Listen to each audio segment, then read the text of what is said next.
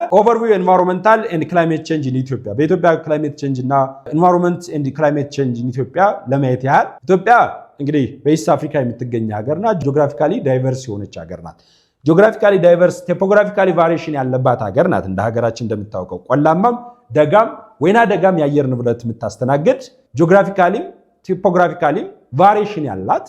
ሀገር ናት ዳይቨርሲፋይ የሆነች ናት በጣም ዘላውላንድ የሚባለው ኤሪያ ያለባት ናት በጣም ቀዝቃዛ የሚባለው እነ ራስ ዳሽን እነ ባሌ ተራሮች ያሉባት ሀገርም ናት ይሄ የኢትዮጵያን ክላይሜት የሚያሳየን ነው ይቺ ሀገር ደግሞ እንደሚታወቀው ለክላይሜት ቼንጅ ሰፈር ከሚያደርጉ ሀገሮች መካከል አንዷ ናት በተለይ በድርቅ መጎዳት ወይም በድርቅ አፌክት መደረጓ የተለመደ ነው ለተደጋጋሚ የድርቅ ችግር የሚገጥማት ሀገር ናት ከዛም ባለፈ ከፍተኛ የሆነ ሶይል ኢሮዥን ያለባት ላንድ ዲግራዴሽን ያለባት ዲፎረስቴሽን ያለባት ሀገር ናት ስለዚህ ከኢንቫይሮንመንት እና ክላይሜት ቼንጅ ጋር ፋሚሊያር ናት ኢንቫይሮንመንታል ዲግራዴሽን በሰፊው የሚስተዋልባት ክላይሜት ቼንጅም በሰፊው የሚታይባት ሀገራችን ኢትዮጵያ ናት ምንም እንኳን ዳይቨርሲፋይ የሆነ ጂኦግራፊካል ኤንድ ኢኮሎጂካል ሲስተም ቢኖራትም